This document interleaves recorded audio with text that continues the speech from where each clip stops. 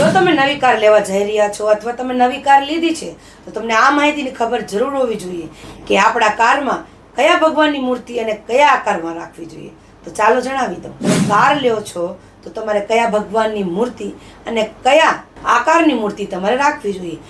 વાસ્તુશાસ્ત્ર પ્રમાણે નવી કારમાં અથવા તમે કાર લઈ લીધી હોય તો એમાં ભગવાનની મૂર્તિ ફોટો રાખવામાં આવે છે. એ આપણા સફરને સફળ બનાવે છે, આપણાને રક્ષણ કરે છે અને નકારાત્મક ઉર્જાઓને આપણાથી દૂર કરે છે. પરંતુ દરેક પ્રકારની મૂર્તિઓ કારમાં રાખવી યોગ્ય નથી હોતી.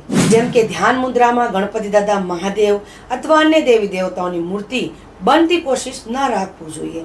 ધ્યાન મુદ્રા શાંતિ અને સ્થિરતાનું પ્રતીક હોય છે અને કાર, ગાડી ગતિશીલ વસ્તુ હોય છે. જેથી તમારે કારમાં મુદ્રાવાળી મૂર્તિઓ ના રાખવી જોઈએ અને આંખ બંધવાળી મૂર્તિઓ એકાગ્રતા ઓછી કરે છે. હંમેશા માટે ગાડી, કારમાં જાગૃત અને આશીર્વાદ આપતા ફોટા, મૂર્તિ અને શાંત મૂર્તિઓ રાખવી જોઈએ અને ખુલ્લી આંખવાળી મૂર્તિઓ હોવી જોઈએ. જેથી તમને સકારાત્મક ઉર્જા પ્રાપ્ત થાય છે અને મન મસ્તકને શાંતિ પ્રાપ્ત થાય છે. અને ખાસ મૂર્તિ ખંડિત તૂટેલી ન હોવી જોઈએ અને તમારા નિયમિત મૂર્તિને સાફ સફાઈ અને ફૂલહાર અર્પણ કરવા જોઈએ. વાસ્તુશાસ્ત્ર પ્રમાણે તમે નિયમોનું પાલન કરશો તો તમારું જીવન અને તમારો સફર અને તમે સુરક્ષિત રહેશો. તો આ વિડીયોને વધુમાં વધુ અત્યારે શેર કરજો, કારણ કે લોકો અત્યારે બહુ જ ગાડી લઈ રહ્યા છે, એટલા માટે આ માહિતી એના પાસે પહોંચી શકે. અને અંતમાં જય માતાજી જરૂર લખી.